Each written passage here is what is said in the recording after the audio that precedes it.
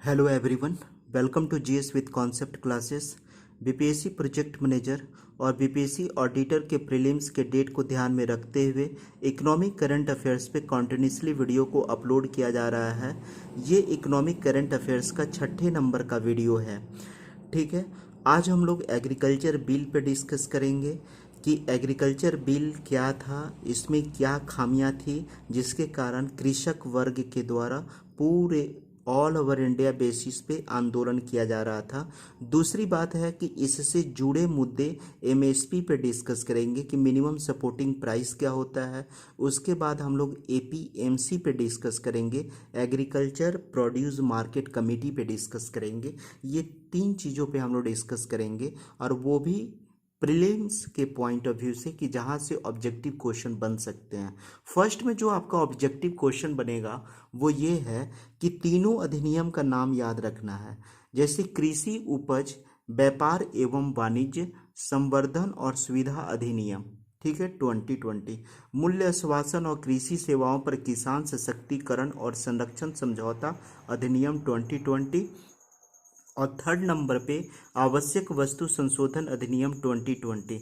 इसका कोडिंग आप लोग कर लीजिएगा, इसको टी फॉर ट्रेड याद रखिएगा और पी से प्राइस होता है तो टी हो गया, पी हो गया, और आवश्यक वस्तु का एसेंशियल कमोडिटीज़ होता है तो सी याद रख लीजिएगा, ठीक है, या गुड्स करके याद कर लीजिएगा। तो इस तरीके से टीपीसी करके आप लोग कोडिंग याद कर लीजिएगा। ऑब्जेक्टिव क्वेश्चन आएगा तो आपको टिक करने में आसानी होगी।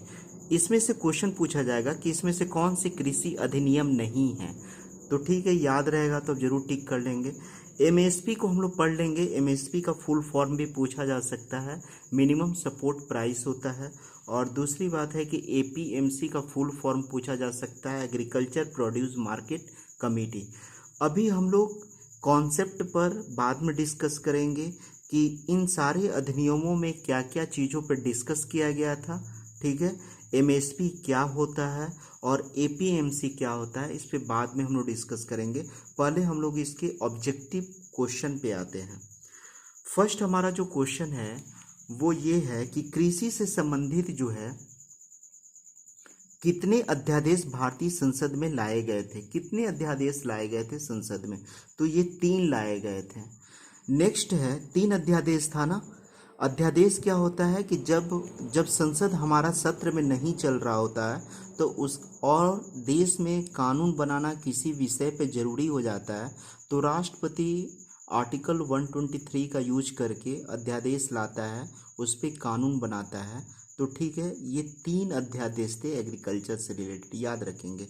संघीय सरकार ने 3 कृषि अध्यादेश कब पारित किए थे, तो 5 जून 2020 को पारित किए थे, 5 जून 2020 को। नेक्स्ट है कि सरकार का कृषि विधेयक पारित करने का मुख्य उद्देश्य क्या था, तो मध्यस्थों का उन्मूलन था। ठीक है, ये जो मध्यस्थ होते थे जिसको हम लोग बिचौलिया वर्ग कहते थे, यही जो है किसानों से औने पौने दामों पर वस्तुओं को खरीद करके ऊंची मूल्य पर फिर मार्केट में बेच देते थे। ठीक है, तो इससे कृषक वर्ग को फायदा नहीं हो पाता था। ठीक है, तो अगर आपसे क्वेश्चन पूछेगा कि कृषि विधेयक पारित करने का मुख्य उद्देश्य क्या था, तो मध्यस्थों का उन्मूलन था।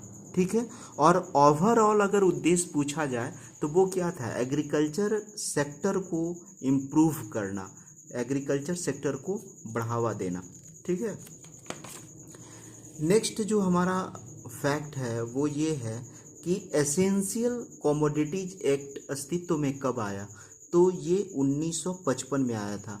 एसेंशियल कमोडिटीज एक्ट बनाने के पीछे जो सरकार की मानसिकता थी, वस्तुओं की जमाखोरी कालाबाजारी को रोकना, और जो जमाखोरी और कालाबाजारी करके वस्तु को उच्च मूल्य पर बेचा जाता था मार्केट में, उसका स्कार्सिटी करके उस पर रोक लगाना था। तो ये डेट को याद रखिएगा। राष्ट्रपति रामनाथ कोविंद ने कृषि विधेयक को कब मंजूरी दी थी, तो 28 सितंबर 2020 को। कृषि विधेयक के विरोध में किसानों की मुख्य मांगे क्या है, तो कृषि विधेयक के विरोध में किसान जो मांग कर रहे थे वो कर रहे थे कि एपीएमसी में सुधार किया जाए, एमएसपी को कानूनी अधिकार बनाया जाए और कृषि में सरकारी निवेश को बढ़ाया जाए। कहने का मतलब ये है, बहुत इम्पॉर्टेंट है, आपसे ऑब्जेक्टिव क्वेश्चन पूछ सकता है कि कृषि विधेयक में किसानों की जो मांग थी वो क्या थी, किसके लिए किसान आंदोलन कर रहे थे। तो इन तीनों चीज़ों के लिए एपीएमसी क्या हो गया, जो कृषक मंडी होती थी, जो राज्य सरकार के द्वारा जिसको मान्यता मिला होता था, तो उस मंडी में सुधार किया जाए। एपीएमसी जो मंडी होती थी, जहाँ पे राज्य सरकार की मंडी होती थी, जहाँ पे कृषक वर्ग जो है, किसान वर्ग अपने उत्पादों को बेचते थे, आप उसमें सुधार कर दीजिए।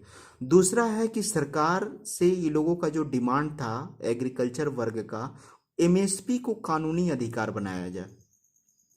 यानी जिस वस्तुओं पर आप मिनिमम सपोर्टिंग प्राइस रखते हैं, न्यूनतम समर्थन मूल्य, उसका आप एक कानूनी अधिकार बना दिया जाए, ताकि कोई भी जो है एमएसपी से छेड़छाड़ न कर सके।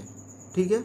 और तीसरा बात है कि सरकार जो है एग्रीकल्चर सेक्टर में प्राइवेटाइजेशन को बढ़ावा न दे करके, निजीकरण को बढ़ावा न दे करके, उसमें सरकारी निवेश को बढ़ाए, यानी सरकार इन्वेस्ट करे कृषि के क्षेत्र में। तो इन तीन चीज़ों को याद रखिएगा, ऑब्जेक्टिव यहाँ से पूछ सकता है।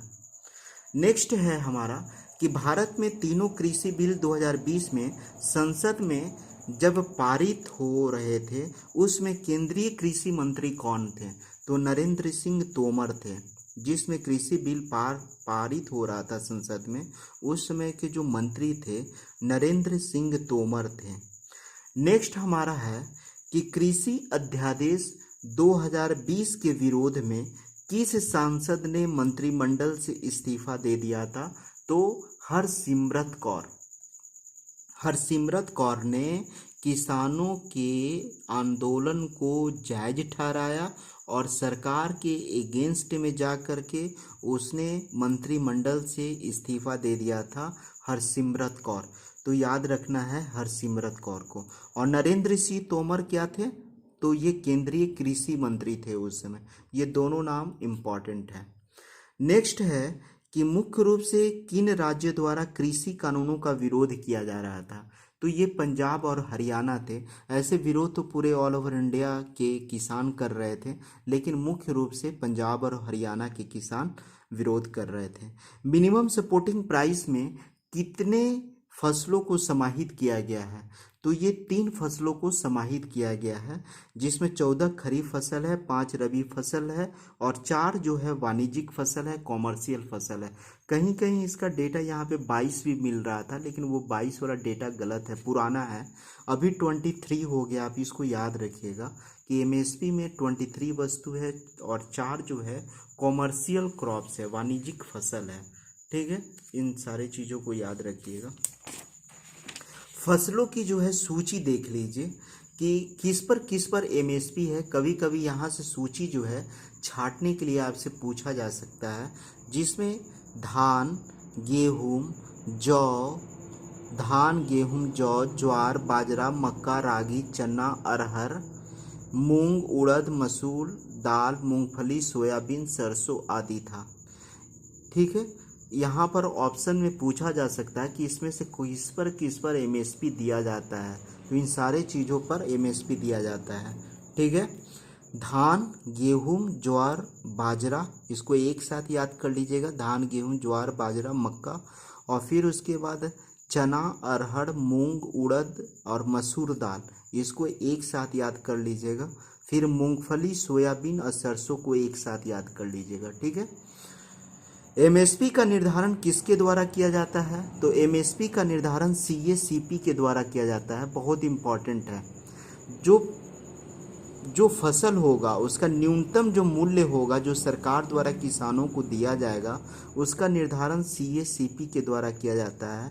सीएसीपी का फुल फॉर्म क्या होता है? तो कृषि लागत और मूल्य आयोग होता है, और ये कृषि और किसान कल्याण मंत्रालय के अंतर्गत काम करता है। तो सीएसीपी आपसे पूछा जा सकता है कि एमएसपी का जो निर्धारण है किसके द्वारा किया जाता है? तो सीएसीपी के द्वारा किया जाता है। ये अस्तित्व में कब आया था? तो 1965 ईस्वी में अस्तित्व में आया था, और ये एक प्रकार का सलाहकारी निकाय है, जिसके सिफारिशों को सरकार के लिए बाध्यकारी नहीं है। ये जो सिफारिश करती है सरकार उसको मान भी सकती है, नहीं भी मान सकती है, बाध्यकारी नहीं होता है। ठीक है, मात्र सलाह दे सकता है CACP। इसके बाद जो है बजट 2021-22 में सभी फसलों के लिए उत्पादन लागत का कम से कम कितना गुना न्यूनतम समर्थन मूल्य सुनिश्चित की गई है? 1.5 गुना। कहने का मतलब है कि जो कृषक को किसी फसल का उत्पादन करने में जितना लागत आता है उससे 1.5 गुना प्राइस ज़्यादा दिया जाए MSP का निर्धारण में, ठीक है, तब कृषक वर्ग को फायदा हो जाएगा। तो इस 1.5 गुना को याद रखिएगा। गन्ना का उचित और लाभकारी मूल्य FRP को कौन मंजूरी देता है? तो आर्थिक मामलों की मंत्रिमंडलीय समिति द्वारा इसको मंजूरी दी जाती है। किसको?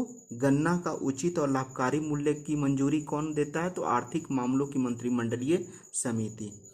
नेक्स्ट है कि खाद्यान्न उत्पादन की खरीद, वितरण और भंडारण के लिए जिम्मेदार कौन है? भारतीय खाद्य निगम है। यानी ये खाद्यान्न का जो उत्पादन होता है उसका खरीद, वितरण और उसका स्टॉक करना, भंडारण करना, इसका जो रिस्पॉन्सिबिलिटी है वो भारतीय खाद्य निगम पर है, ठीक है। अब हम लोग आ जाते हैं थोड़ी सी कॉन्सेप्ट पे, हम लोग डिस्कस कर लेते हैं कि कृषि अधिनियम क्या था। देखिए कृषि, यहाँ से भी ऑब्जेक्टिव क्वेश्चन बनेगा, इसलिए थोड़ा सा इसके बारीकी को समझना है कि कृषि उपज वाणिज्य और व्यापार संवर्धन और सुविधा अधिनियम 2020, यहाँ पर क्या है कि अभी तक किसानों को अपनी उपज को बेचने में कई प्रकार की चुनौतियों का सामना करना पड़ता था। किसान हेतु अधिसूचित कृषि उत्पाद विपणन समिति, जिसको हम लोग APMC कहें, यानी मंडियों में ही उपज बेचने का अधिकार था। कहने का मतलब है कि पहले जो किसान थे उनके लिए ये नियम बाध्य था कि आप APMC में ही अपने उत्पादों को आप बेच सकते हैं, और अगर आप उपज अपनी बाहर अगर आप बेचते हैं तो उस पर कई प्रकार के प्रतिबंध लगाए गए थे, रिस्ट्रिक्शन लगाए गए थे सरकार के द्वारा। राज्य सरकारों द्वारा लाइसेंस प्रदान किए गए पंजीकृत एजेंटों को बेचना पड़ता था। जो एजेंट जो है राज्य सरकार के द्वारा जो रजिस्टर्ड होते थे, लाइसेंस लेते होते थे, उस लाइसेंस धारियों के पास ही कृषकों को बेचना होता था। तो इससे कृषक वर्ग को नुकसान होता था। तो इसलिए सरकार जो इस अधिनियम में बनाई, इस रूल को ख़त्म करने के लिए, और कही सरकार कि इन प्रतिबंधों को समाप्त कर दिया गया। अब किसान किसी को भी अपना उपज बेच सकता था। इस आधार पे कहा जा सकता है कि यह अधिनियम बाजारों के बाहर अवरोध मुक्त अंतर्राज्यीय और राज्य के अंदर वाणिज्य और व्यापार को बढ़ावा देगा। कहने का मतलब है कि किसान को जहां फायदा मिलेगा अपनी उपज को बेचने में, वहां पर बेच सकता है। अब उसके ऊपर किसी प्रकार का रिस्ट्रिक्शन नहीं है, ठीक है, कि आपको APMC की मंडी में ही बेचना है। दूसरा है मूल्य आश्वासन पे किसान बंदोबस्ती सुरक्षा समझौता और कृषि सेवा अधिनियम। इस विधेयक के माध्यम से कृषि उत्पाद के उत्पादन या पालन से पूर्व कृषि समझौता किया जाएगा। इसका उद्देश्य कृषक अपने कृषि उत्पादों का स्पॉन्सर्स को आसानी से बेच सके। यह समझौता एक फसल अवधि या 5 वर्ष की अधिकतम होगी। कहने का मतलब है कि इसमें जब किसान अपना खेती प्रारंभ करेगा, ठीक है, उसके पूर्व ही किसी कंपनी से समझौता कर लेगा या किसी जो है उद्यमी से एक एग्रीमेंट करवा लेगा 1 साल का, चाहे एक फसल वर्ष का या 5 साल का, कि मेरे इस क्षेत्र में जितना वस्तुओं का प्रोडक्शन होगा आप इसको इस रेट पे परचेज कर लेंगे, ठीक है। इसका मतलब यही था कि आप उसको खरीद लेंगे। एक तरीके से जो है कंपनी और किसानों के बीच समझौता होता था। इससे फ़ायदा ये होगा कि कृषक वर्ग भी ये संतुष्ट रहेंगे कि मेरा फसल बिक जाएगा। अगर अच्छी क्वालिटी का फसल अगर हम उपजाते हैं, जितना पे हम लोगों के बीच एग्रीमेंट तय हुआ है, तो हमको उतनी राशि मिल जाएगी, ठीक है। तो इस अधिनियम का यही उद्देश्य था कि किसानों को विक्रय संबंधी जो अनिश्चितता था उसे दूर करना। नेक्स्ट हमारा है कि आवश्यक वस्तु संशोधन अधिनियम 2020। इस संशोधन के अंतर्गत अकाल, युद्ध, महामारी आदि असामान्य परिस्थितियों के कारण कीमतों में अत्यधिक वृद्धि तथा प्राकृतिक आपदा जैसी परिस्थितियों में कुछ निर्दिष्ट कृषि उपजों की आपूर्ति, भंडारण तथा कीमतों को नियंत्रित किए जाने का प्रावधान है।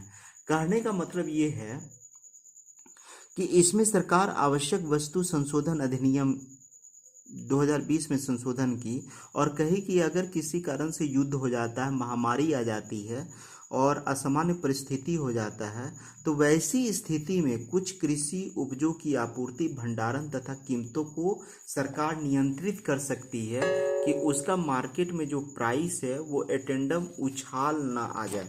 ठीक है, उछाल ना आ जाए। नेक्स्ट जो है हमारा इसमें जो फैक्ट है कि ये कानून जो है, यहाँ से भी ऑब्जेक्टिव क्वेश्चन बन सकता है कि जो कृषि अधिनियम जो बना था, क्या वो संघात्मक ढांचे के विरुद्ध है? तो नहीं। ये अगर ऐसा स्टेटमेंट अगर ऑब्जेक्टिव में देता है कि क्या यह स्टेटमेंट सही है, तो आप टिक आउट करेंगे नहीं, ये स्टेटमेंट सही नहीं है। क्यों नहीं है? संघात्मक ढांचे के विरुद्ध नहीं था ये। ठीक है, जहाँ पे बहुत सारे लोग कह रहे थे कि ये जो एग्रीकल्चर बिल है केंद्र और राज्य के संबंध को बिगाड़ सकता है, यानी संघीय ढांचा पे प्रतिकूल प्रभाव डालेगा, लेकिन ऐसी बात नहीं है। क्यों? क्योंकि राज्य सूची, कृषि एक राज्य सूची का विषय है जिस पे राज्य सरकार कानून बना सकती है, ये बात सही है। लेकिन ये समवर्ती सूची के प्रविष्टि 33 का भी पार्ट है, और समवर्ती सूची का जो 33 प्रविष्टि है उसमें कहता है कि यह अधिकार देता है सेंट्रल गवर्नमेंट को, केंद्र सरकार को यह अधिकार देती है कि वो कृषि उत्पाद, कृषि व्यापार, खाद्यान्न वितरण तथा कृषि उत्पादों संबंधी मामलों पर विधि बना सकती है। मतलब खाद्यान्न के वितरण संबंधी, खाद्यान्नों, कृषि उत्पादों के संबंधित सरकार जो है, केंद्रीय सरकार इस पे कानून बना सकती है। ठीक है, तो ये संघीय ढांचे के प्रतिकूल नहीं था। नेक्स्ट जो है फैक्ट, यहाँ से भी क्वेश्चन बन सकता है कि किसानों के विरोध का कारण क्या था। तो सरकार न्यूनतम समर्थन मूल्य को लेकर के किसानों के बीच भय था कि जो सरकार जो फसलों के लिए न्यूनतम समर्थन मूल्य जारी करती है कहीं उसको न ख़त्म कर दे, और दूसरा है कि कॉन्ट्रैक्ट एग्रीकल्चर को लेकर के था कि कहीं ना कृषि जो है हमारा प्राइवेट सेक्टर के हाथों में चला जाए, कंपनियों के हाथों में चला जाए। तो इन दो कारणों से किसान इसका विरोध कर रहे थे। इसके संदर्भ में किसान जो है काफ़ी ज़्यादा संशंकित है। तो यहाँ से भी ऑब्जेक्टिव क्वेश्चन आपका बन सकता है। ठीक है, तो हमने पूरे एग्रीकल्चर अधिनियम को देखा। एग्रीकल्चर अधिनियम में किन किन मुद्दों पर विरोध हो रहा था, उसमें कौन सी बात कही गई है। ठीक है, किसान को क्या डर लग रहा था, इन सारी चीज़ों को देखें। एमएसपी को देख लिए, एपीएमसी को हम लोग देख लिए। तो यहाँ से जो भी ऑब्जेक्टिव क्वेश्चन आएगा आप उसको डेफिनेटली सॉल्व कर लेंगे। Thank you very much for watching this video.